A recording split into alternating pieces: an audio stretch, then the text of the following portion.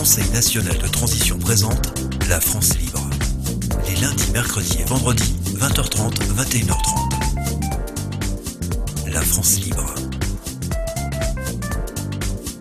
La Constitution et la République n'existent plus. Le Conseil national de transition est la seule autorité publique, légale et légitime représentant la souveraineté nationale du peuple français, en droit français et international. C'est une organisation déclarée à l'ONU.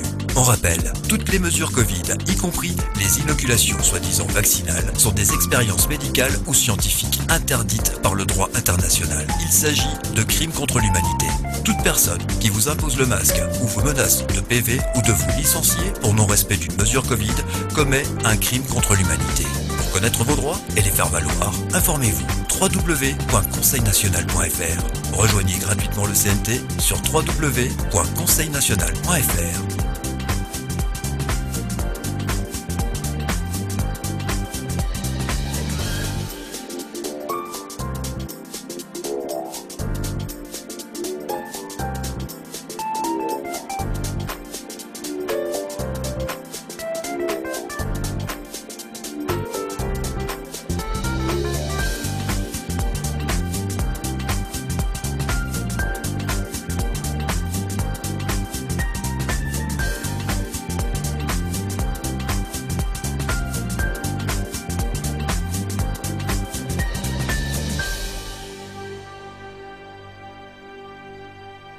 Faire un monde honorable, c'est notre volonté, c'est pour cela que nous vous informons les lundis, mercredis et vendredis. Soyez les bienvenus dans La France Libre, l'émission du Conseil national de transition. Tout de suite l'actualité avec Philippe et Bruno. Bonsoir. Oui, bonsoir à tous. Bonsoir.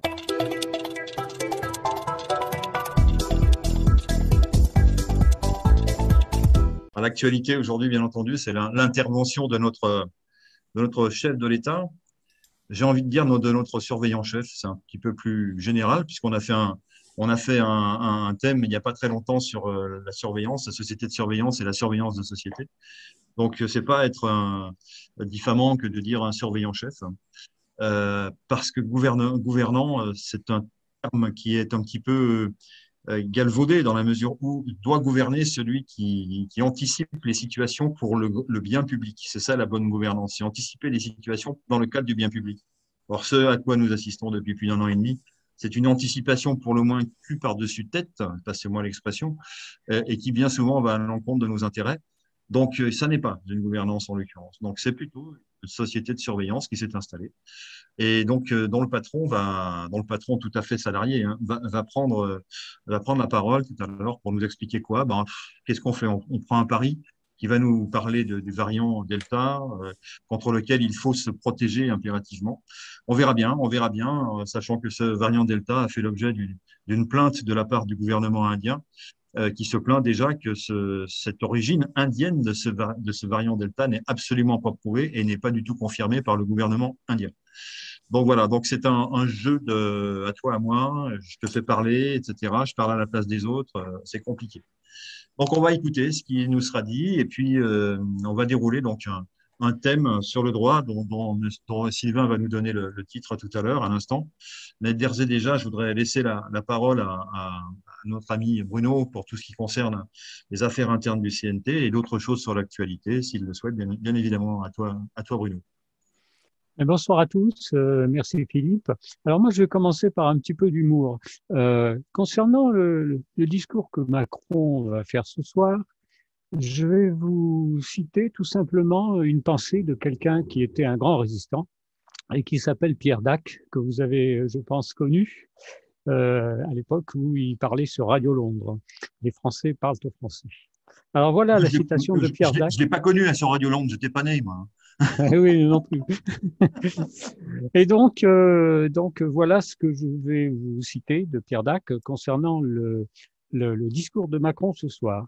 Alors, Pierre Dac disait, et ça s'applique parfaitement à lui, parler pour ne rien dire et ne rien dire pour parler sont les deux caractéristiques de ceux qui feraient mieux de la fermer. Un peu moins d'humour maintenant, je vais malheureusement être obligé de vous parler encore de la situation d'Éric Fiorilde, qui est donc maintenant depuis 208 jours toujours enfermé entre quatre murs, sans aucune raison valable, tout au moins d'après nos informations. Et donc, lui aussi, c'est quelqu'un qui gêne vraiment l'ordre établi et on lui a fait comprendre. Voilà, donc toutes nos pensées vers lui et voilà. Alors, de toute façon, le peuple français, comme on parle en ce moment de picouse, le peuple français a été vacciné contre les politiciens. La première dose a été donnée en 2008 et la deuxième dose en 2020. Voilà. Donc, je pense que les politiciens, à commencer par le premier d'entre eux, ferait mieux d'être un petit peu plus modeste. Voilà. Je te repasse la parole, Sylvain. Voilà, mais moi, merci Bruno. Et donc, parole à Ou Sylvain pour Philippe. distribuer les rôles et les cartes. Le lundi soir à 20h30, le Conseil national de transition présente La France libre. Des discussions, des rubriques, de l'information. Depuis le début de la crise sanitaire que nous traversons, nous avons été récepteurs de messages qui peuvent sembler contradictoires. D'un côté, respecter les règles dictées par le gouvernement, donc se protéger soi ainsi que les autres. De l'autre, de nombreux professionnels du droit qui se sont élevés contre ces restrictions à nos libertés, les jugeant excessives au regard du risque présent. En somme, il fallait obéir, mais ne pas obéir à n'importe quoi, au seul motif que ce serait obligatoire. En effet, de façon spontanée, nous avons tous tendance à penser le droit et ses règles comme synonymes de contrainte. Droit et liberté seraient donc opposés alors qu'ils sont en réalité indissociables. Pas de droit sans liberté. Dans un premier temps, il faut déjà remarquer que le droit n'existe que parce qu'il y a de la liberté. Il n'y a en effet pas de bon sens à obliger quelqu'un à être quelque chose. La liberté est aussi une condition d'existence du droit sans laquelle il perd toute raison d'être. L'adhésion individuelle à une règle de droit, le consentement à la reconnaître comme du droit, et de l'autre son efficacité. Pour le dire autrement, le fait de ne pas consentir à une règle de droit, de lui dénier son caractère de droit, ne signifie en aucune façon que cette règle ne pourra pas nous être appliquée. Cela n'empêche toutefois pas, par exemple, les pouvoirs publics de chercher le plus souvent à obtenir l'adhésion de la population face aux mesures qu'ils souhaitent prendre. La sanction, élément fondamental du droit. C'est en effet la crainte de la sanction qui, dans l'esprit de la plupart d'entre nous, fait que l'on respecte le droit, ou plutôt que le droit s'applique à nous. Reprenons l'exemple du confinement. L'amende encourue pour infraction à la législation sur le confinement était de 38 €. Immédiatement ou presque, cette somme a été jugée trop faible pour constituer un frein significatif pour celles et ceux qui voulaient malgré tout sortir de chez eux. C'est ainsi que le montant de cette amende a été augmenté pour être porté à 135 € et plus en cas de récidive. Cela signifie donc que la sanction constitue un élément important dans la manière dont nous nous positionnons individuellement par rapport à une règle de droit. Mais la seule sanction est insuffisante pour assurer le respect d'une règle de droit. Pour ce lundi 12 juillet, le sujet dont nous allons débattre ce soir, a-t-on le droit? Bonsoir Philippe, bonsoir Bruno, bonsoir Marie également, et bonsoir à vous qui nous regardez. Bonsoir Marie, merci pour cette présence féminine. Bonsoir. Alors, tu interviens quand tu veux, ici, avec des gens libres qui peuvent intervenir quand ils le souhaitent. Bruno, tu veux démarrer? On va lancer le débat et on rebondit ensuite. Alors, moi, je vais démarrer, d'accord. Écoute, Philippe, la première chose que je voudrais évoquer, c'est l'infantilisation de la population par les gouvernants. C'est-à-dire que ça fait, je dirais, des dizaines d'années que la population est complètement infantilisée. C'est-à-dire qu'on n'a pas le droit de faire ci, on n'a pas le droit de faire ça. Il y a des règles partout. Et jusqu'à la publicité à la télévision où vraiment on prend vraiment les gens pour des enfants. Et donc, on ne prend pas les Français, on ne prend pas le peuple pour des gens responsables. On peut citer des tas de choses. On peut citer les problèmes qui existent au niveau de l'argent liquide dans les banques. On peut pas retirer son propre argent. On a des tas de problèmes, etc. Les problèmes sur la route. Maintenant, les radars embarqués. Vous avez des routes où sur 10 km, la vitesse change 50 fois. Donc, il faut vraiment s'y retrouver, et ainsi de suite. Et des règles de droit qui sont devenues de plus en plus inapplicables. En France, on est pratiquement le pays du monde où il y a plus de lois. Il y a plus, je ne sais plus combien, 200 000 lois qui se contredisent toutes entre elles. Et vraiment, donc, ça fait le bonheur des juges et des avocats parce que vraiment, là, leur avenir au niveau professionnel est assuré. Et pendant ce temps-là, le citoyen lambda, lui, il est totalement infantilisé. On ne peut pas faire un pas en dehors de chez soi sans se heurter à une norme, à une obligation, à un problème, etc., etc., etc.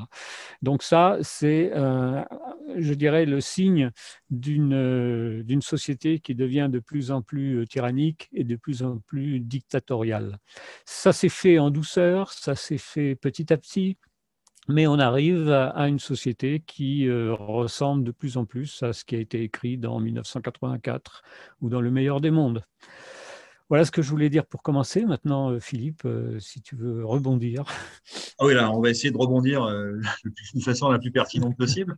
Bah, tu as parlé de l'infantilisation. Alors, l'infantilisation, effectivement, c'est l'infantilisation des grandes personnes pour les transformer en enfants et y avoir des réflexes de dépendance en définitive. Mais il y a aussi l'attaque faite contre les enfants. Alors, je veux parler en particulier du droit parental. A-t-on le droit? Est-ce qu'on a toujours le droit parental? C'était un droit naturel le plus ancien qui soit, puisque c'est le droit de chaque parent d'élever son enfant à sa guise, sans que ni l'administration, ni son voisin de palier, ni qui que ce soit, n'y ait son mot à dire, sauf évidemment s'il fut avéré qu'il y avait des violences faites à ses enfants, ce qui peut arriver, hein, mais ce qui était des cas extrêmement rares. Et aujourd'hui, eh bien, l'État français, en l'occurrence, veut sous-traiter, en quelque sorte sous-traite l'éducation des jeunes enfants, puisque déjà, dès l'âge de 2, voire 3 ans, 3 ou 2 ans, pardon, les enfants sont admis, voire même requis en école maternelle, où on va s'occuper d'eux de A à Z, où on va leur enseigner des choses dans le cadre d'un programme qui ne convient pas forcément à tout le monde, en tant que parent et en tant qu'être humain majeur, etc., etc. Donc, il y a un droit qui est en train de s'envoler, c'est le droit parental, quoi. Ça, il est disloqué et les enfants sont confiés à la charge d'un État qui se fait fort de les éduquer sur toutes les parties de la vie, c'est-à-dire aussi bien sur la culture qu'on doit leur inculquer que sur les mathématiques, le calcul mental, que sais-je. Mais quand on a 2 ou 3 ans, c'est surtout du gardiennage et c'est de l'éveil qu'on doit faire. Alors, on fait de l'éveil à quoi? Ben, toutes sortes de choses. Et puis après, on fait de l'éveil à la transgenre, c'est-à-dire un garçon égale une fille égale un garçon. Le garçon peut jouer à la poupée, la fille peut jouer au pompier. Bon, ok.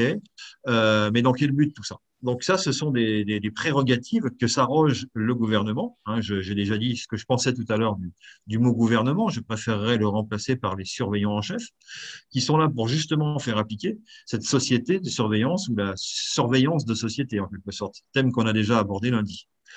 Donc voilà, donc ce droit-là, ce droit parental, il est en train de disparaître petit à petit. Il est également en train de disparaître lorsque il est écrit que les parents, dès lors qu'ils mettent leurs enfants à l'école, sont réputés donner leur accord éclairé pour les faire vacciner leurs enfants, ce qui est une torsion de la logique et du bon droit, en quelque sorte, puisque on dit par en creux que si vous êtes d'accord avec l'éducation nationale et que vous mettez votre enfant à l'école alors que vous avez la possibilité, mesdames et messieurs, de rester chez vous et de faire l'enseignant pour votre enfant, oui, entre parenthèses, à condition d'avoir le temps, les finances, la compétence, etc., etc. Donc, ça fait quand même pas beaucoup de gens qui peuvent se permettre de garder leurs enfants chez eux.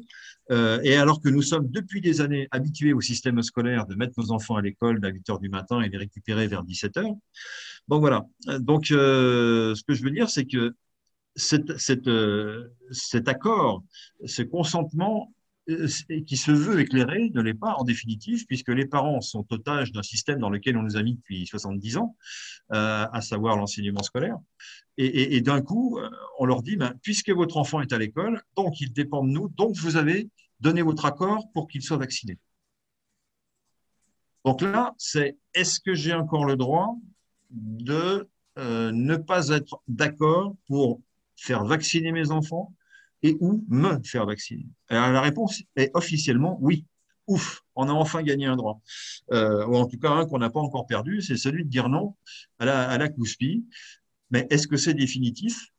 Est-ce que c'est gravé dans le marbre? Est-ce que c'est sujet à discussion? Malheureusement, tout ça est vrai. C'est pas gravé dans le marbre, c'est sujet à discussion et c'est pas du tout définitif, mesdames et messieurs. Voilà. Donc, attendons-nous à ce que demain, une règle, un droit, une loi, nous impose, en regard d'une pandémie qui se révèle de plus en plus virulente au travers des variants Delta et demain Beta, Gamma et j'en passe et des meilleurs, cette pandémie, il est évident que si elle continue dans son principe et si demain il devait s'avérer que nous soyons sur cette planète les jouets de virus de plus en plus dangereux, de plus en plus pas naturels ou naturels, peu importe, et dont on ne sait pas comment s'en guérir, comment s'en débarrasser, eh bien, il est évident que nous, en tant qu'êtres humains, nous allons être définitivement prisonniers d'une logique sanitaire qui nous sort de nos droits et qui nous sort de la démocratie surtout, puisque les règles sont édictées en fonction de la soi-disant dangerosité de ces phénomènes dits naturels que sont les pandémies. Voilà. D'ailleurs, je dis naturel, c'est une bonne question. Est-ce qu'on a le droit de se poser cette question? Est-ce que cette pandémie est d'origine naturelle ou pas? Alors, on entend selon les cas qu'elle est d'origine de laboratoire en Chine. Selon d'autres versions, on a d'autres origines. On pense à des pangolins notamment ou à des chauves-souris. Tout cela a été mis en avant par nos États. Hein, je n'invente rien. Par nos États. Et tout ça est remis en cause régulièrement. Alors, une fois, on a le droit de dire non à la piqûre, et le lendemain, on a toujours le droit, mais on va être mis en accusation, c'est-à-dire au banc de la société, parce qu'on devient dangereux, soi-disant parce qu'on est plus diffusant que si on était vacciné. Mais tout ça, ce sont des arguties qui ne tiennent pas la route, dans lesquelles je ne veux même pas rentrer, car je ne suis pas spécialiste d'une part, bien que lecteur assidu de ce genre d'informations, car elles sont plus qu'importantes.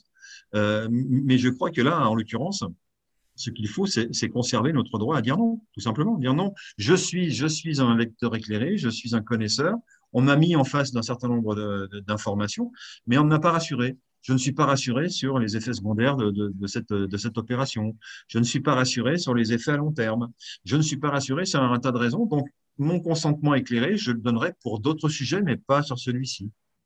Ça, c'est mon droit de citoyen. Voilà. Vous savez, ça me fait penser à une époque où on disait, vous avez le droit de vous taire, et encore, on parle de vous le supprimer, quoi. Eh ben, c'est un petit peu ça, la vaccination. C'est que pour l'instant, on a le droit de ne pas être d'accord, mais on parle de nous supprimer ce droit. C'est de ça qu'il est question, hein, de mon point de vue. Et peut-être qu'on aura d'ailleurs des éclairages ce soir par rapport à ce que nous dit monsieur notre surveillant-chef. Voilà. D'autres choses, d'autres commentaires à apporter sur ce que je dis ou sur d'autres sujets Moi, je voulais juste savoir si on avait encore le droit de danser. Je Oui, te vois venir, avec je te vois certaines venir, Sylvain. conditions. Avec certaines conditions, et elles sont très difficiles. Il y a quelques discothèques qui ont réouvertes ce week-end avec des protocoles très très très serrés, des files oui, avec pas beaucoup de gens en fait, hein, puisqu'il fallait se faire tester PCR, etc.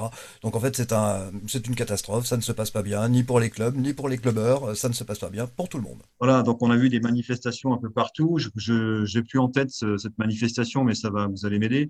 Où dans une grande ville, les personnes arrivaient par centaines, et puis finalement, l'événement, c'est à Tours, je crois, ça me revient. C'est dans la ville de Tours, il y a eu une exposition, je crois que c'était il y a 15 jours à peu près. Il y a eu une exposition à laquelle devaient venir plus de 10 000 personnes, je ne sais pas le chiffre exact, mais qui est une exposition traditionnelle, qui fait venir des gens de loin. Et là, plutôt que de respecter les distances sociales, eh bien, les organisateurs ont décidé de tout fermer. Et personne n'est venu. Et il y a eu de la part du public un refus de se plier aux données du pass sanitaire, pas du pass sanitaire, mais de la distance sociale, etc., etc. Donc, il y avait véritablement un moment donné où les êtres humains ruent dans les brancards, car ils ont bien voulu croire que s'ils transgressaient, ils allaient prendre une amende de 135 €. Ça, ils ont bien voulu le croire. Ils ont, à la limite, dans la foulée, bien voulu croire qu'il y avait un danger épidémiologique quelque part, même si personne ne le voyait. Mais là, quand c'est trop, quoi. À un moment donné, on nous envoie des variants, des choses, etc. Donc, la notion même de croyance et de confiance est en train de s'éroder. Et tant qu'on a, enfin, à partir du moment où on n'a plus cette notion de confiance et de croyance au sein des gouvernés, c'est-à-dire des personnes comme vous et moi qui sont censées être gouvernées et gouvernables, eh bien, si cette croyance n'a pas lieu, il y a une rupture, il y a une cassure qui se fait. Donc, automatiquement, alors, soit la cassure se fait de façon pacifique, comme dans le cas de cette exposition qui n'a pas eu lieu en définitive, et du fait de celles et ceux qui devaient s'y rendre, hein, pas du fait des autorités, on est bien d'accord. Et donc, il y a un marqueur très fort. Et à mon avis, c'est le début de quelque chose d'autre. Donc, on va bien voir comment les choses évoluent. Alors, a-t-on encore le droit? Est-ce qu'on a le droit, par exemple, à l'oubli? Le droit à l'oubli. J'en parlais lundi dernier lorsque nous avons parlé de la CNIL, la Commission nationale d'informatique et liberté, qui nous garantissait lorsque justement les données numériques devenaient très très importantes en France au travers des chiffres de la sécurité sociale, au travers d'un certain nombre de chiffres qui donnaient des statistiques par l'INSEE notamment. Eh bien tout ça nous était garanti dans sa confidentialité, c'est-à-dire que les informations qui me concernent dans leurs détails ne sont destinées qu'à moi et à personne d'autre. Ça, c'était l'engagement de la CNIL. Et deuxièmement, la capacité d'accéder à la modification des informations. C'est-à-dire, si j'ai plus envie de m'appeler Pierre Dupont, mais Jacques Laroche, eh bien, je change. C'était un petit peu ça l'idée. Et tout ça a été balayé d'un revers de main. Aujourd'hui, toutes les données sont croisées. On a la liste et les noms des personnes qui sont vaccinées et celles qui ne le sont pas. Donc, on s'est déjà séparé les gens. Vous partez à gauche, vous partez à droite. Deux plans différents et des destins différents selon que vous êtes vacciné ou pas vacciné. Donc, est-ce qu'on a le droit de s'opposer à cette dichotomie? Est-ce qu'on a le droit de s'opposer à ce système en marche? Bien sûr qu'on a le droit. On a un droit naturel par rapport à ça. Pour l'instant, je dirais qu'il n'est pas mis en valeur, qu'il n'est pas mis en fonctionnement, mais oui, il ne faut pas désespérer. On a peu de temps pour réagir par rapport à tous ces événements. Donc voilà, continuons de nous engager et de parler de tout cela sur nos ondes. Alors, le CNT dans tout ça, eh bien, moi, je voulais vous dire quand même une chose qu'il faut savoir, c'est que le CNT a déclaré officiellement l'état d'urgence populaire à l'ONU le 30 novembre 2020. Parce que ce qu'oublient nos politiciens, c'est que la France est composée de 67 millions de Gaulois réfractaires. Et comme dirait tout Gaulois réfractaire, si je n'ai pas le droit, je prends le gauche.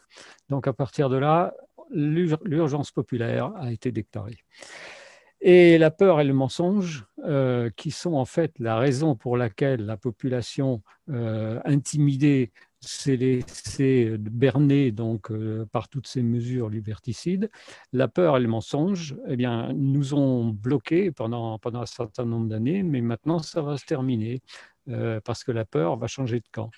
La peur va changer de camp parce que 67 millions de Français face à une petite oligarchie de quelques milliers de personnes, disons que cette oligarchie ne pèse plus très lourd quand on a donc toutes ces populations qui se réveillent. Et petit à petit, la population s'éveille. La population s'éveille parce qu'elle se rend compte que les droits sont bafoués depuis très longtemps déjà maintenant. Déjà bien avant cette fameuse pandémie, les droits de la population étaient bafoués. Il suffit de relire la loi des lois, qui est la Déclaration des droits de l'homme, pour se rendre compte à quel point les droits de la population ont été bafoués. Donc, Philippe, je pense que par rapport à tout ça, le programme du CNT, lui, est là pour garantir justement les droits de la population d'une manière définitive et irrévocable. Oui, oui, bien sûr. Ces droits seront repris, les droits naturels qu'on a cités, comme le droit parental, évidemment, comme le droit d'accéder à des pouvoirs séparés quand ils sont déclarés comme tels dans la Constitution. En d'autres termes, le droit d'avoir le respect de la Constitution sous laquelle nous vivons, qui actuellement, justement, n'est plus respectée. Donc, ne serait-ce que pour cette raison-là, et elle se suffit à elle-même, ce jeu de surveillants généraux ne devrait plus avoir lieu. Ils auraient dû être sanctionnés naturellement par des juristes ou par le Conseil d'État, tout simplement, qui est composé des juristes des plus hauts niveaux possibles. Le Conseil d'État aurait dû invalider un certain nombre de choses en 2008, ce qui n'a pas été fait. Donc, dès lors que la prise d'otage, j'ai pas envie de dire de coup d'État parce que c'est pas vraiment un coup d'État, mais c'est une prise d'otage véritablement. Nous avons été pris en otage par un jeu juridique et qui nous a transformés non plus en citoyens, mais en sujets. En sujet de quoi? Quelque chose qui glisse de plus en plus vers une organisation autocratique, pour ne pas dire tyrannique, où on n'a plus le droit de rien faire, où on n'a plus le droit de rien dire, où on peut arriver chez vous à 8 heures du matin, vous prendre vos affaires et vous embastiller sans que vous sachiez pourquoi vous êtes pris. On vous met un certain nombre de charges sur le dos, et puis si ça suffit pas, on en prend d'autres jusqu'à ce qu'il y en ait d'autres qui arrivent.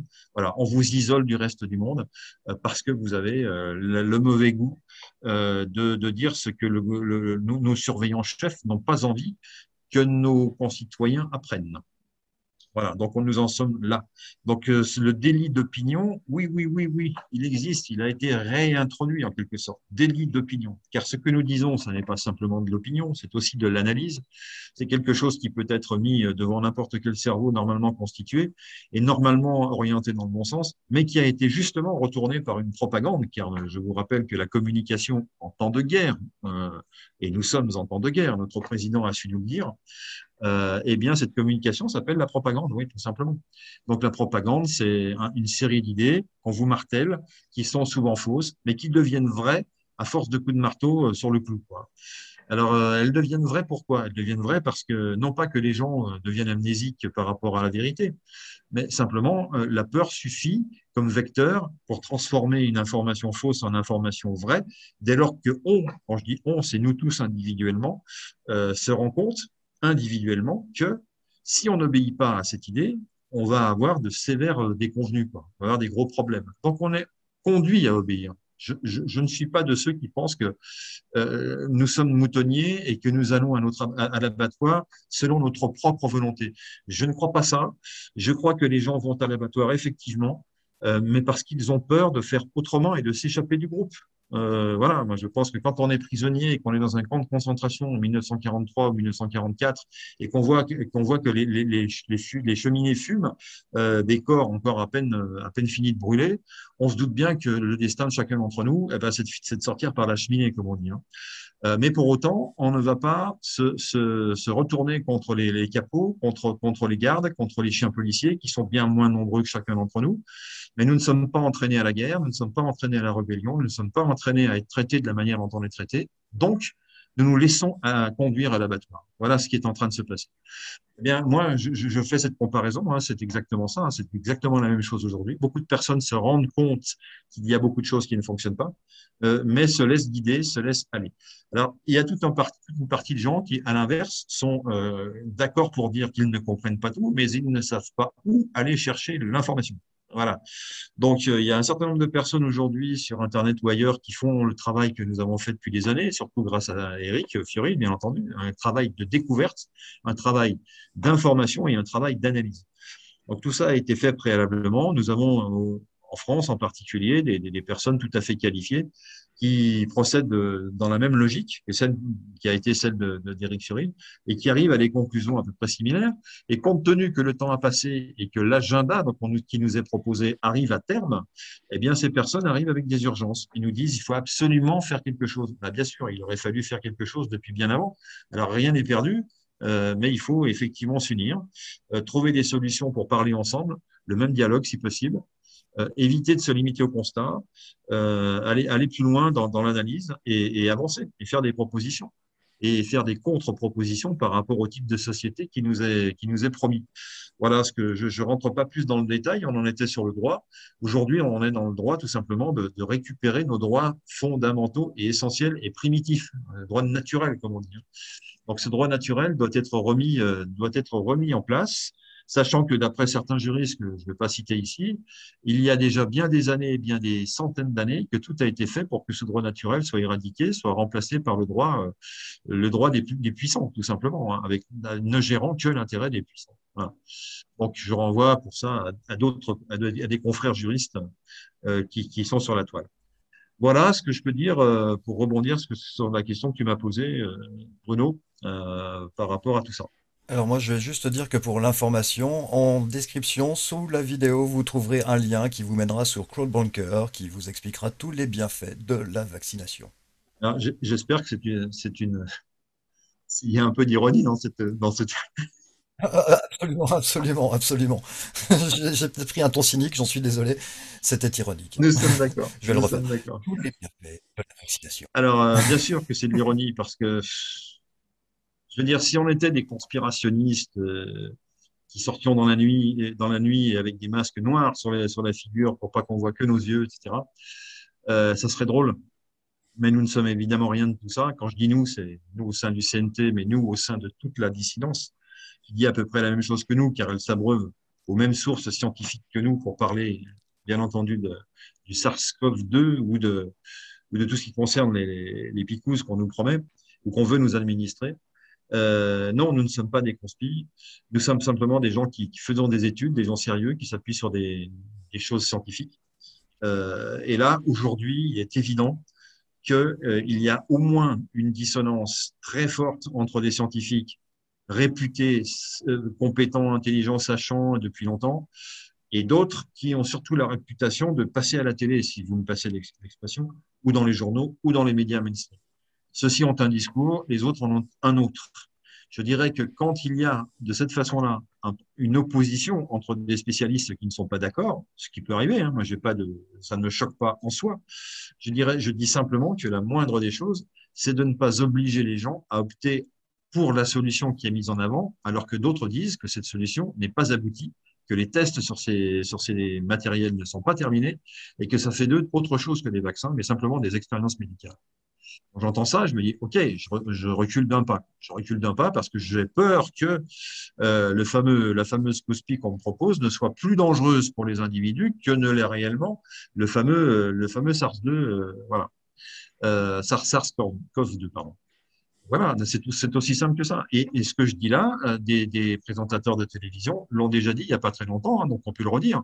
Ils ont dit, voilà, moi je ne ferai pas vacciner mon fils qui a 15 ans parce qu'il a plus de chances de mourir de la piqûre que de mourir du COVID-2, voilà, du SARS-CoV-2.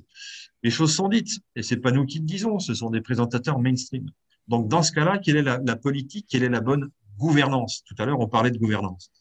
La bonne gouvernance, c'est de dire, je suis dans la bonne gouvernance, je réagis, je constate qu'il y a des problèmes par rapport à un certain nombre de vaccins, donc je fais marche arrière pour des raisons de santé publique, pour des raisons de principe de précaution évident. Mais principe de précaution et raison de santé publique, ce sont des termes qui ont disparu du paysage, au même titre que la CNIL.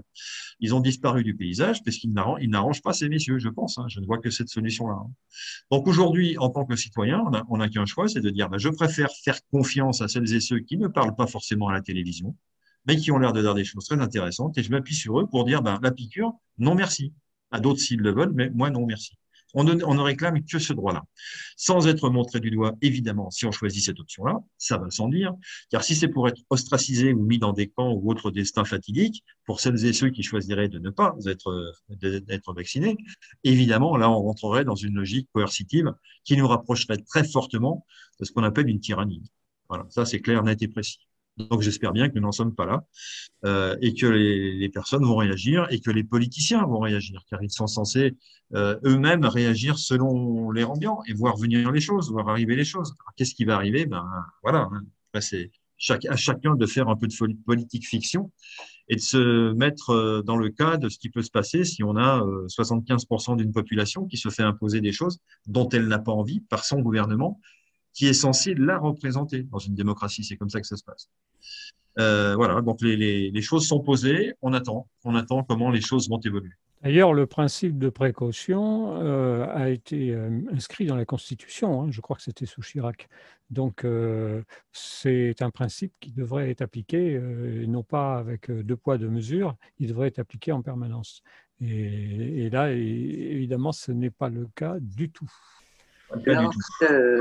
Lors d'essais, on va dire, entre guillemets, cliniques. Parce qu'actuellement, d'après ce que l'on entend de partout, ce fameux petit problème que nous avons doit apparenter à un essai clinique. N'y a-t-il pas normalement sur le code déontologique un suivi médical après, alors que là, il n'y a rien, absolument rien. Et oui. Toute personne doit être informée, toute personne avant de recevoir la cospi doit être informée des risques. Et normalement être un suivi puisqu'il n'y a pas assez de recul puisque c'est eux-mêmes qui le disent. Et normalement un suivi après. Pourquoi n'a-t-on pas d'autres éléments sur ce suivi après? Exactement. Je crois que la réponse, on l'a tous. Hein. Alors moi, ce que j'ai pu voir sur la toile récemment, c'est que justement, ces doses de cospi, on va les appeler comme ça, il y a à peu près 3 ou 4 fournisseurs dans le monde, elles sont scellées et elles sont inaccessibles autrement que par la personne qui va opérer, qui va faire la cospi. Ce qui veut dire en clair qu'il n'est pas possible d'en prendre une dans une boîte et d'étudier ce qu'il y a à l'intérieur du flacon. Donc, c'est très bien fait. C'est-à-dire c'est un tunnel entre le fabricant qui livre chez nous, sur l'endroit de la piqûre, et c'est interdiction d'ouvrir le flacon, évidemment, et d'en ouvrir un seul pour faire un test ou que sais-je. Et ce que j'ai vu, moi, sur Internet, c'était sur une chaîne américaine, c'était en américain, sous-titré, je vous rassure, et donc qui disait justement qu'il y avait eu transgression, c'est-à-dire qu'il y a un de ces flacons qui a pu être sorti du lot avec la complicité d'un médecin et que c'est une vraie histoire d'agent secret et qu'à la sortie, ils ont réussi à faire plusieurs essais en partageant le flacon en plusieurs morceaux, etc., et faire plusieurs tests. Et ils ont découvert notamment des choses comme le graphène qui est comment dirais-je, un carbonate, c'est du Un carbone, il y a poison. du carbone en graphène, voilà, un produit carboné, et qui a plein d'effets secondaires et qui sont purement nocifs à nos corps. Si c'est pas un peu beaucoup, c'est du poison. Il n'y a pas d'autre mot. Donc, s'il y avait des doses infinitésimales de ce produit, comme il en existe, le fluor est par exemple dans l'eau. Aujourd'hui, on a du fluor. Tout le monde sait que le fluor, c'est pas très bon pour la santé. C'est un produit qui n'est pas naturel, qui est un déchet industriel et qui est mis dans un tas de choses et en particulier dans l'eau. Voilà. Donc, on boit du fluor. Mais c'est à dose infinitésimale. Même si après une vie passée, ça peut vraiment raccourcir soit la durée de vie, soit notre niveau de conscience. Je reviens donc à la partie technique concernant ce produit carboné dont je parlais, donc le fameux graphène. Ce graphène-là, il est mortel à la dose à laquelle il est proposé dans le flacon. Donc, on n'est pas dans une utilisation infinitésimale, on est dans autre chose, quoi. Voilà. Donc ça veut dire qu'il y a un attentat. Enfin, en tout cas, c'est ce que prétendait cette personne. Maintenant, voilà, moi, elle a peut-être menti, peut-être c'est des histoires. Moi, je suis prêt à reconnaître tout ce qu'on veut, mais à condition qu'on mette au moins chacun des intervenants, qui sont tous plus spécialistes dans leur domaine, les uns que les autres, ben, les mettre face à face et les faire discuter. Alors, on a essayé déjà. En France, on a essayé. On a eu le cas du professeur Raoult, qui a dit beaucoup de choses qui était contraire à la doxa française pour la meilleure façon de traiter la Covid-19. Il a dit notamment qu'avec l'hexachloroquine, on s'en sortait très bien et qu'il n'y avait pas besoin de piqûres. Et puis, subitement, ce monsieur nous revient sur le devant de la scène en disant que finalement, c'est bien de systématiser la piqûre. Alors, on a envie de se demander qu'est-ce qu'il a fait changer d'avis. Lui qui a l'air d'être un homme très pondéré, qui prend des décisions avec beaucoup de recul, etc. On ne sait pas. On ne sait pas ce qui a pu le faire changer d'avis, mais on peut l'imaginer. Voilà. Donc, c'est très compliqué. On sent qu'on est en zone un petit peu dangereuse. Les personnes qui nous écoutent, nous écoutent avec souvent de l'angoisse, en se disant est-ce qu'au CNT, ils ont la solution pour que, je ne sois pas vacciné avec un poison, et deux, que je n'attrape pas cette saloperie qui s'appelle le COVID-19. Voilà. Donc, il y a des médecins non médiatiques qui nous expliquent que le Covid-19, ma foi, si vous l'attrapez, c'est pas grave, c'est une grippe, c'est une petite grippette. Mais par contre, que si vous vous vaccinez avec ce qu'on vous propose, là, ils sont beaucoup plus réservés, quoi. Et là, je suis dans la litote, ils sont plus réservés. Voilà, donc ça dépend de qui on croise, ça dépend de qui on rencontre, ça dépend de qui est courageux, qui l'est moins, ça dépend de qui est au courant, qui ne l'est pas, qui est naïf, qui ne l'est pas, qui est informé d'un point de vue général ou qui l'est un peu moins. C'est-à-dire que les médecins, bien souvent, sont confrontés à un phénomène médical, dit scientifique, alors qu'en fait, évidemment, le phénomène est expansé à la politique, c'est-à-dire vers quelle gouvernance on veut nous emmener. Qu'est-ce que notre gouvernance nous préconise pour vivre demain? Qu'est-ce qu'elle nous annonce? Est-ce qu'elle nous annonce que demain sera une vie faite de vaccins parce qu'il va y avoir des pandémies à peu près toutes les années? Ou bien est-ce qu'elle nous dit c'est un mauvais passage à passer, demain tout ira mieux, etc., etc. Voilà, donc on va être très attentif par rapport à ça.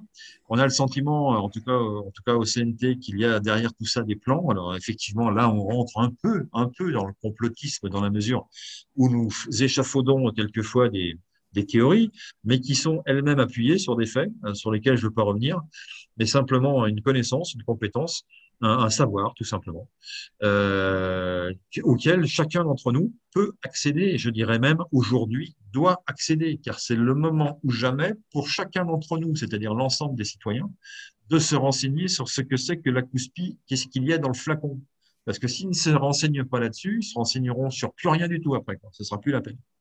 On en est là aujourd'hui. Voilà ce que je voulais dire pour l'instant. Ah, je voudrais rappeler que la liberté d'expression est garantie par l'article 19 de la Déclaration universelle des droits de l'homme et par l'article 19 du Pacte international relatif aux droits civils et politiques des Nations unies. Tout individu a droit à la liberté d'opinion et d'expression, ce qui implique le droit de ne pas être inquiété pour ses opinions et celui de chercher, de recevoir et de répandre sans considération de frontières les informations et les idées par quelque moyen d'expression que ce soit.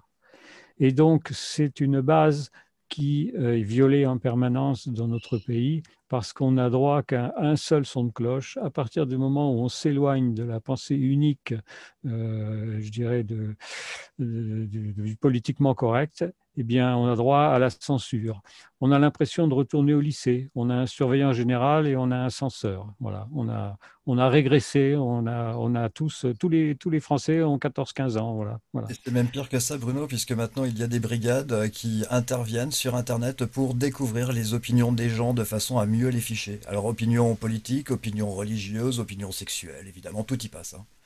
Il y a une opinion que j'aimerais bien connaître, c'est celle de Monsieur Lecointre, qui était général en chef des armées, qui a donné sa démission, et le peu que j'ai vu de sa sortie, c'est d'entendre qu'il n'était pas militaire pour piquer les gens, pour vacciner les gens. Voilà.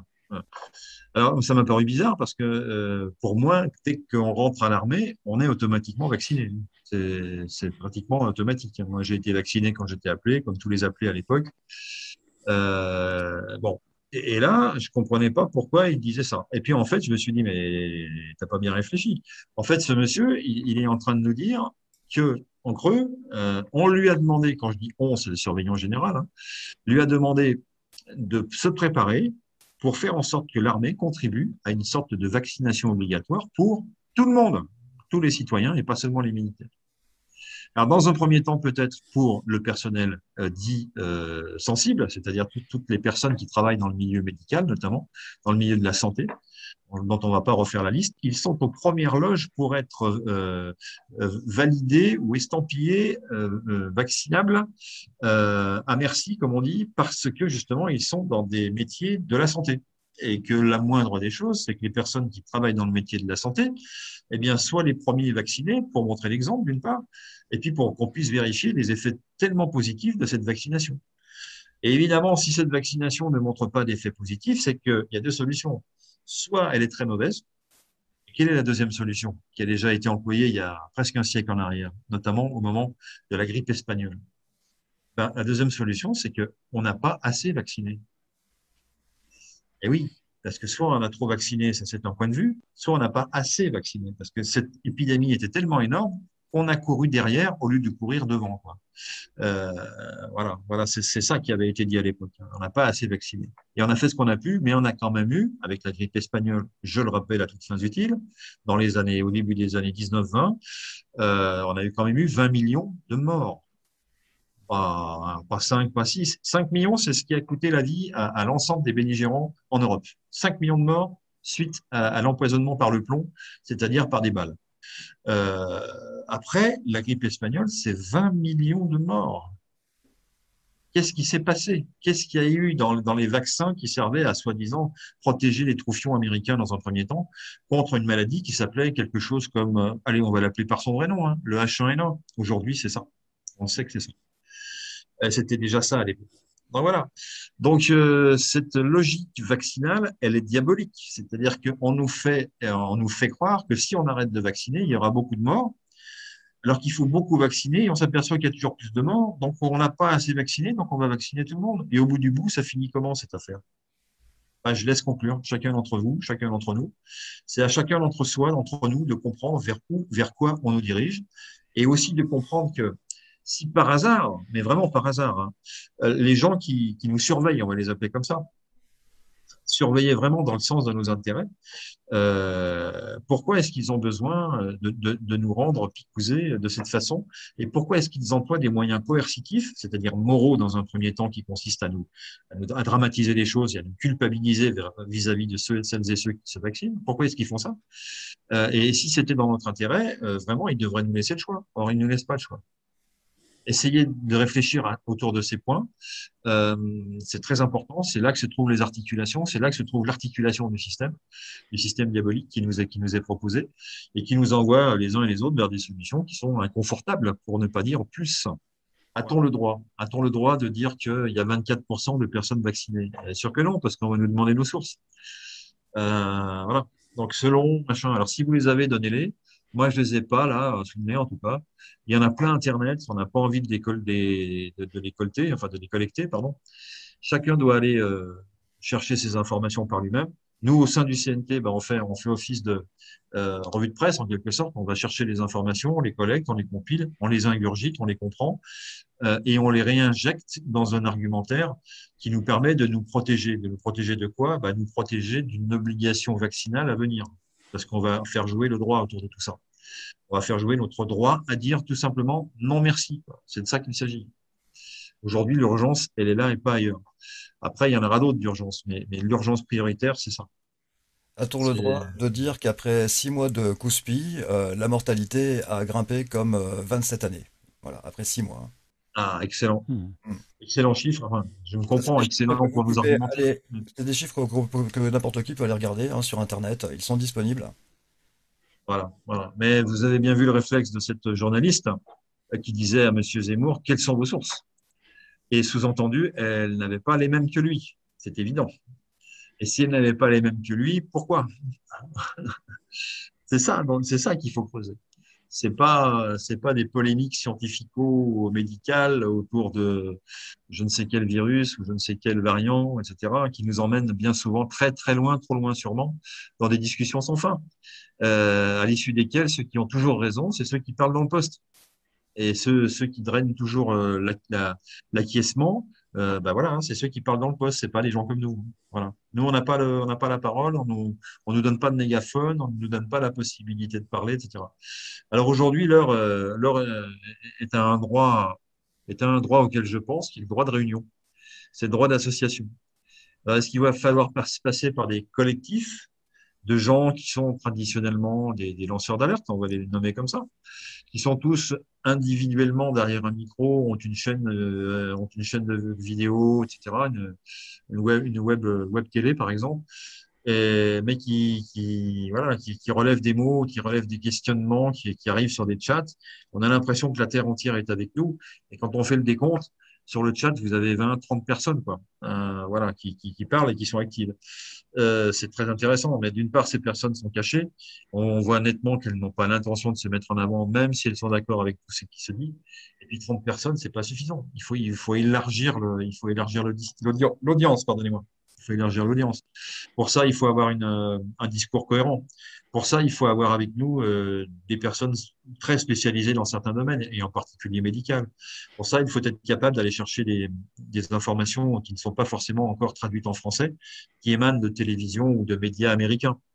Voilà, il faut tout ça. Donc, nous, c'est ce qu'on propose. On n'est pas une web télé dans la philosophie. Nous, on est une association de fait de personnes qui croient à un certain nombre de choses depuis longtemps et qui croient dans les valeurs du CNT et qui croient dans ce projet-là.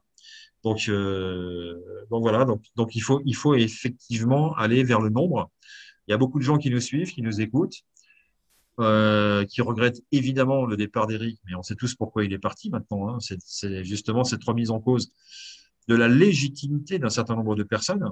Donc lui, il a fait de la politique, pour parler clairement, hein.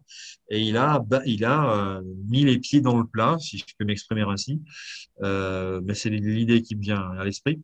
Il a mis les pieds dans le plat par rapport à un fait incontestable. Et d'ailleurs, ce fait n'est pas contesté aujourd'hui. Simplement, ce qui lui a été reproché, c'est la présentation des choses, c'est le ton sur lequel nous avons, je dis bien nous, tous, décidé d'écrire à nos magistrats, à nos dirigeants, etc. Bah, c'est normal qu'on ait été un tout petit peu véhément, parce qu'il s'agit d'erreurs majeures qui nous ont mis en face de nous. Et là, effectivement, c'est normal qu'on soit un petit peu véhément, que le peuple se réveille. Et de toute manière, ça va se finir par le réveil du peuple, à moins que tout le monde ne soit, excusez-moi l'expression, picousé ou houspisé, auquel cas, je pense qu'une partie de leurs problèmes sera résolue, puisqu'ils n'auront plus en face d'eux, plus personne pour se lever contre eux, quoi, tout simplement. Voilà. Donc, C'est le rôle. on veut pas de ça, donc on réagit. C'est le rôle du CNT d'apporter une voix qui soit distincte des médias officiels et qui permette à la population de voir les autres vérités qui existent et qu'on nous cache. C'est pour ça que le CNT a un rôle d'information très important, parce qu'à partir du moment où le peuple sera réellement informé, alors là, chacun pourra décider en son âme et conscience. Et chacun aura donc le droit de pouvoir penser d'une manière libre. Il faut penser aux droits, mais aussi aux devoirs, sachant qu'à partir du moment où le peuple pourra enfin retrouver sa souveraineté, eh bien, chaque individu aura le devoir de participer. Pas uniquement un droit, mais aussi le devoir. Voilà. Et ça, c'est un des points importants que le CNT rappelle toujours.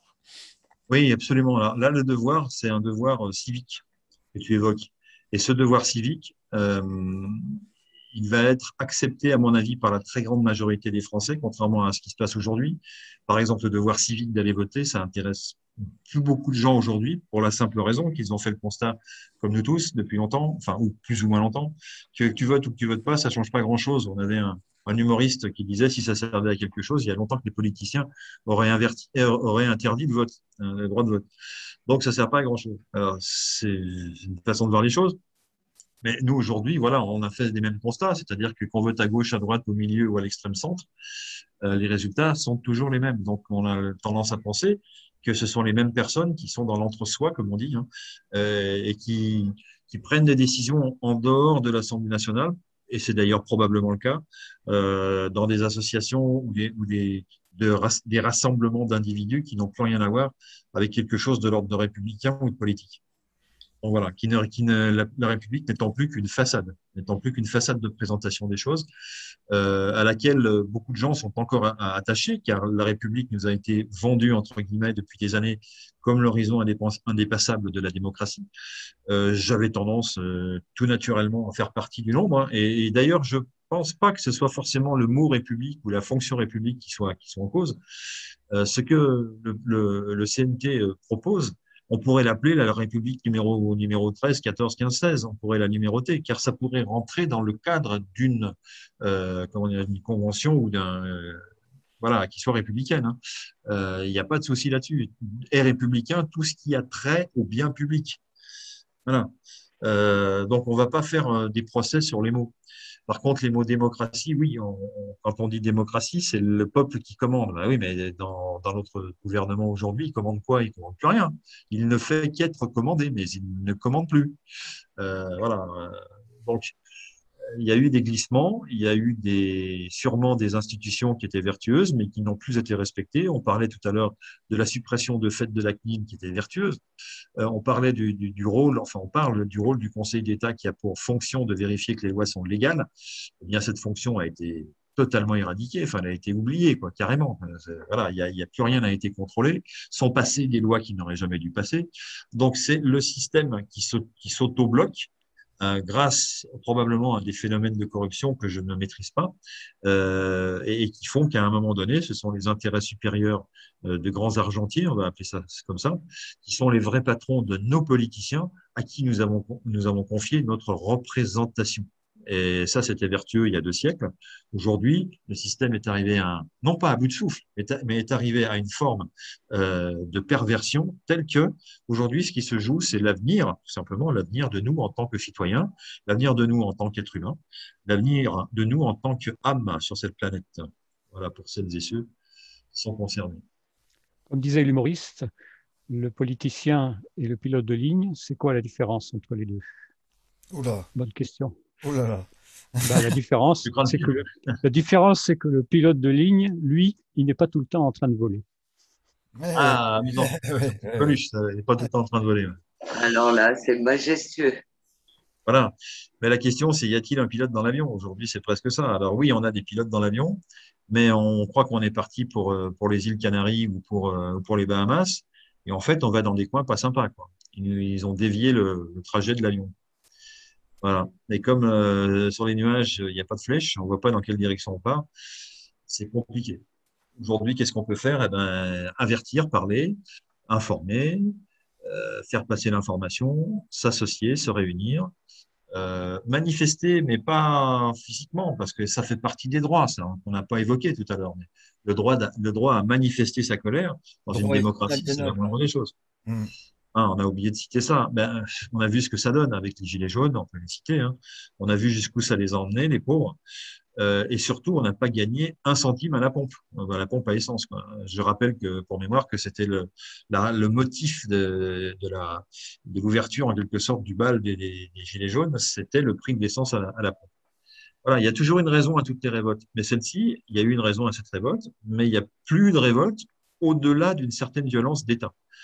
Alors, cette violence d'État, elle a été justifiée par des interventions sur des personnes qui étaient effectivement violentes, qui avaient infiltré les manifestants, qui étaient ceux qu'on a appelés les Black Blocs, qui étaient des sortes de professionnels, des appariteurs. Je me souviens que Coluche parlait d'appariteurs, c'était un terme qui me faisait sourire. Mais en fait, ça veut dire quoi? Ça veut dire des gens qui sont payés par le gouvernement pour justement faire croire qu'il y a des voyous dans la rue et taper sur tout le monde. Alors Ouais. c'est vieux comme le monde, hein, Il ne évidemment. il ne faut pas généraliser, Philippe. En fait, voilà, effectivement, il y a des Black Blocs. Ce sont des gens qui sont révoltés par rapport à la société. Il y a des médecins qui sont Black Blocs. Il y a des juristes, etc. Et ce ne sont pas des gens qui cassent. C'est ce que l'on essaye de faire croire. Ce ne sont pas ceux-là qui font la violence. Alors effectivement, c'est ce qu'essaye de faire croire l'État. Mais le Black Bloc, au départ, c'est une philosophie. C'est une philosophie de personnes qui rejettent tout simplement le capital. Donc, c'est évidemment pour ça qu'il y a quelques dégradations sur des banques, des choses comme ça, mais jamais le petit commerce du coin, ou jamais la voiture de la personne qui va travailler, ou des gens comme nous, hein, évidemment, c'est toujours par rapport à l'oligarchie, par rapport au capital. Et comme tu l'as dit, effectivement, ce groupe-là a été infiltré par des personnes qui ont été habillées en noir, et on les voyait passer derrière les cordons de police, et c'est pour ça qu'on a justement réussi à savoir que ce n'était pas des Black Blocs, puisque le Black Bloc est au départ une philosophie. Alors, merci pour cette précision, parce qu'elle me va au cœur, parce que je suis concerné à titre personnel sur des gens qui étaient Black Bloc et dont j'avais pas forcément une bonne opinion, mais visiblement, j'étais mal informé. Donc, effectivement, merci de la précision, c'est-à-dire qu'on est dans l'infiltration de l'infiltration, c'est-à-dire que des Black Blocs qui sont a priori des personnes certes en opposition, mais pacifiques, se font infiltrer par des personnes qui se déguisent en un, qui se font passer pour, et qui font des destructions pour justement discréditer ces groupes. Voilà, mais c'est tout à fait possible, enfin, c'est même probable. Oui, ça fait partie des techniques d'État. Hein. Je veux dire que les Romains dans l'Antiquité, à mon avis, devaient faire la même chose. Hein. C'est pas, ça, c'est des méthodes, des manières de faire. Quoi. Mais quand on se renvoie, par exemple, à mai 68, qui était une autre révolution populaire, et quand on se souvient que que le directeur des CRS disait que chaque CRS était un représentant de la République et qu'il devait, à ce titre, respecter l'individu qu'il avait en face de lui. Et pourtant, on a tout dit sur les CRS de mai 68. On a dit que c'était des SS, on a dit que c'était des bandits, on a dit que c'était des violents, on a dit plein de choses. Mais à côté de ce qui s'est passé plus récemment chez nous, c'était rien du tout.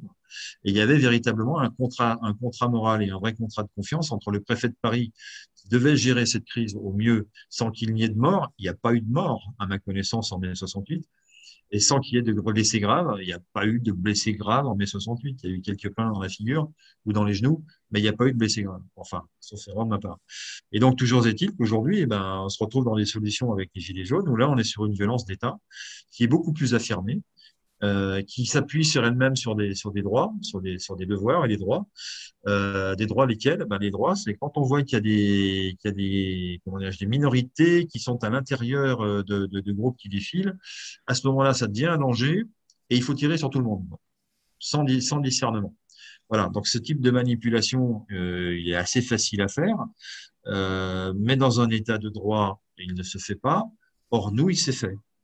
Voilà. Il s'est fait quand notre surveillant-chef a été mis au pouvoir, avec des directives assez claires, j'imagine, pour faire avancer un agenda. Un agenda, c'est vous allez passer par telle et telle étape, vous allez être confiné, vous allez être picousé, et si vous voulez pas être picousé, ben vous serez picousé quand même. Voilà, c'est ça un agenda. Donc aujourd'hui, on n'est plus dans le cas de mai 68. En mai 68, on était encore dans une logique démocratique. Je rappelle à toutes fins utiles que Charles de Gaulle, qui était président de la République à cette époque-là, a donné sa démission l'année suivante, en 69, sur simplement une consultation par référendum sur la régionalisation de la France, qui était un sujet qui, a priori, n'avait rien à voir avec les sujets développés au cours de mai 68. Certains disent que s'il est parti, c'est parce que, justement, il voulait mettre en place ce qu'on a appelé la participation, entre les entreprises et les ouvriers, enfin tous ceux qui y travaillaient, les citoyens, et que ce projet n'intéressait personne d'autre que lui, en termes de président de la République, et les concitoyens qui avaient tout intérêt à ce qu'il soit développé. Et dès qu'il a été parti en 69 sur ce motif que je viens d'évoquer, eh bien la participation, il n'en a plus jamais été question. Voilà. Voilà le genre d'éviction dont on est capable, dont sont capables les puissants de ce monde. Et quand je dis les puissants de ce monde, ce ne sont pas les politiciens qui nous surveillent, ce sont ceux qui leur donnent des ordres. Voilà. Et ça, toutes ces informations ont été recoupées, ont été dites. Et aujourd'hui, ça fonctionne pareil. Simplement, ça se voit plus pour deux raisons. La première, c'est qu'on a un moyen d'information qui s'appelle Internet qu'on n'avait pas il y a 50 ans et les années d'avant. Et donc, la vitesse de circulation de l'information a été multipliée par 100, par 1000. Elle a été également généralisée à tous, c'est-à-dire que nous avons tous accès à ces informations, à condition de le vouloir, évidemment. Et puis, je dirais la deuxième raison, c'est l'accélération de l'agenda. Car visiblement, il y a un plan qui se déroule, tel tel que l'avait très bien décrit Éric Fiorile. Ce plan, il date de pratiquement 2 siècles. Enfin, il date d'avant la Révolution française. Et il arrive à terme. Alors, vous savez, quand vous avez un plan épargne au logement, par exemple, à un moment donné, il arrive à terme chez votre banquier. Et votre banquier vous dit, on fait quoi de ce plan épargne logement? Ben là, c'est pareil. Le plan arrive à terme. On fait quoi? Donc, on fait ça. On fait picouse, on fait tout le monde à la piqûre. ARN messager, on nous explique, certains scientifiques nous expliquent que c'est vieux, que ça fait 20 ans qu'on y travaille dessus, comme si c'était un moyen de se dédouaner. En fait, ça n'en est pas un. Ça fait 20 ans, effectivement, que les scientifiques travaillent dessus, j'ai aucun doute là-dessus. Mais ça fait surtout 20 ans qu'ils ont étudié des solutions pour que ne se voit pas à l'intérieur de la fiole un certain nombre de choses qui vont être tout à fait incompatibles avec notre santé. Voilà, et faire en sorte que ça passe à côté, que les médecins passent à côté, que les biologistes de base passent à côté, que les scientifiques qui vont faire des essais passent à côté, etc., etc., etc. Bon, ben, pas de chance, ça passe pas à côté. Il y a des choses qui se voient, il y a des analyses qui se font, et nous, notre rôle, c'est de restituer les informations qui en sont tirées. Voilà, je n'aurais pas plombé, au contraire, on est dans une logique de connaissance, on est dans une logique les choses vont se rétablir dans leur logique, dans leur bon sens. Parce que je crois que dans cet univers, il y a des règles et qu'on ne peut pas indéfiniment nous mentir sans que personne n'en soit impacté. Voilà ce que je crois. Voilà, voilà. Merci Philippe. Vous avez le droit de connaître vos droits en allant tout simplement sur notre site www.conseilnational.fr. Le mot de la fin. Un mot de la fin, on continue. Tout continue et on espère bien alors étendre un petit peu notre bavardage, c'en est un, à plus de quatre têtes, si sympathiques soient-elles et professionnelles soient-elles. L'idée, c'est de faire venir d'autres personnes, d'autres groupes qui travaillent dans le même sens que nous, hein, qui disent à peu près la même chose que nous, et voir comment on peut multiplier le débat, faire en sorte que chacun qui a une audience différente de l'autre, on a tous des audiences différentes, on s'aperçoit que ceux qui écoutent Pierre n'écoutent pas forcément Paul et Jacques. Donc il s'agit à un moment donné d'entraîner les uns vers les autres, de faire gonfler la pelote de cette façon-là, en termes d'audience, en termes de notoriété. Voilà, donc ça c'est vraiment le travail auquel on va s'atteler dans les jours qui viennent. Profiter de cet été pour justement faire avancer les choses à plusieurs. Jusqu'à maintenant, on a été relativement clair sur ce qu'est le CNT, comment il veut emmener tout le monde. On n'est pas du tout dans l'exclusion. On dit simplement qu'à un moment donné, la solution juridique du CNT, si les choses doivent aller dans le bon sens, est une solution incontournable. On a préparé des choses.